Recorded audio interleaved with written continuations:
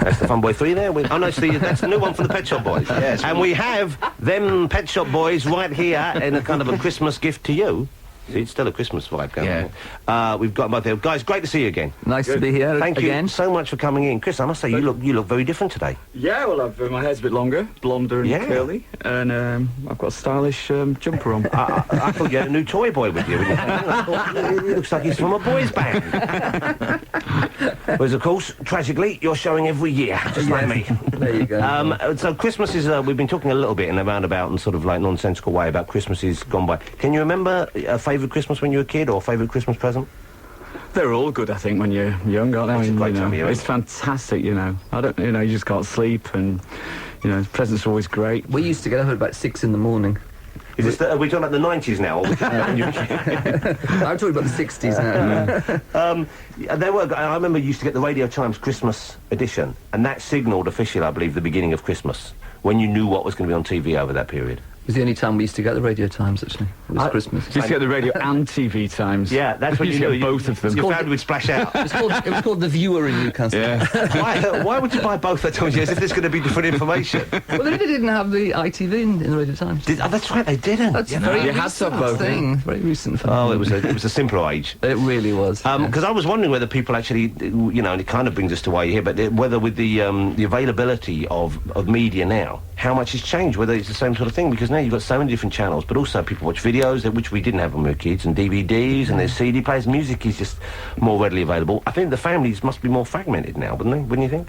I think they all sit at home watching different screens, don't they? Little plasma screens in the room. Upstairs, on the computer, or downstairs in the kitchen or something. I am delighted that the Pet Shop Boys, Neil and Chris, have pop art out in the stores, I guess soon. Is it in time for Christmas? Or yeah, it's been out a week. It's a DVD which has all 41 of your videos. I think 41, that's a lot of work. It is. It certainly is, and they're in chronological order as well. So it's a bit disturbing if you're one of us to watch the aging process. So you can see, it's like the Dorian Gray in reverse. You know? It is. Yeah, we should watch them in reverse. That's a good idea. Good. Yeah. It must be strange looking back on them, because I didn't realise you'd made that many for a start. But certainly, you know, they were always. I know you were always stretching. You were always trying to do new things that weren't being done by others at the time. So there are some which must, I would have thought, seem more successful to you than others. Would I be right? Yeah, well, I think generally they don't look that dated, because we were aware in the 80s ones, we didn't do the whole kind of knocking over tables in slow motion, and there's a lot of slow motion 80s videos, and we used to try and avoid all this. We used to try and make them like little films. So but we tried to avoid sort of acting, you know, like, oh, I'm scared, I'm running down the corridor from... Or people, you're breaking up for a relationship, and it's sad. we did try to avoid a lot of the sort of video cliches. There's not a lot of acting, although there is the one where we're in the car with Joss Ackland, where we are, where we've got dialogue.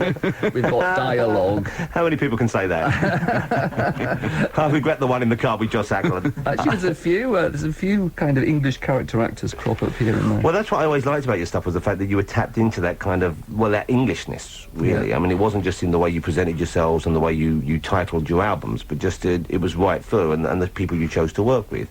Some great directors as well. On this, any who've gone on to other things that we would know? Any people who've sort of... Bruce Weber is the famous American fashion photographer, and he's made 3 videos for us, and he's still the famous American fashion photographer, but he's made quite a few films as well now. Is he still with us, Bruce Weber? Bruce Weber is very much still with us. It's Herb Ritz that isn't that right? Or is he? No, Herb Ritz is still... No, he is as well. Which one is it then? Herb Ritz is no longer with us. Oh, well, I did that. That's right. Herb Ritz isn't, All right, well, either way, one of them's here, one of them's gone. We're not trying to Bruce is definitely here. We're not suggesting they're interchangeable, but obviously they're of a type. Well, actually, everyone always thinks that video by Vicious Games by what's his face? Never mind. That one. Yeah, you know the one I mean. Chris Isaac on the beach. Everyone thinks it's Bruce, and it's not. It's Herb Ritz. Yeah. It's Herb Ritz at Wicked Games. Wicked Games. Okay, we've got the names of the directors wrong. We've got the names of the videos wrong. Everything, nothing really. We'll play some music in a minute. We'll all calm down. But you work with Derek Jarman for a while, or Derek Jarman. Derek Jarman for a while. What's actually going on today? Okay. Derek Jarman you worked with, who was, I had the privilege of meeting several times. I thought he was just a lovely man and a huge fan. Such a nice bloke, and so enthusiastic about everything, really. and talented as well, you know. Well, because you worked with him, not just videos, but you used him to sort of make movies that you showed behind you when you performed. Yeah, the first tour we did, we got Derek, because Derek actually was always being a filmmaker, directed theatre and designed theatre, and so we got him in to put the whole show together, and he made these films that were shown, and we had all these dancers. We had the guy that taught Michael Jackson to break dance, which was one of the dancers. Who was he? Was that Jeffrey Daniels? No, but in fact they'd worked with Jeffrey Daniels too. I've forgotten their names now, but there were a load of guys from Los Angeles. We're all showing our age. We are. We're getting names Well, wrong. We no longer know who of our acquaintances are alive who we've or worked dead. with. So is he still with us? I don't know. We've all accepted it. We'll be doing this in 10 years' time. We'll have little blankets over our knees. This is like an old people's home, isn't it? Let's lay another track and we'll talk some after this.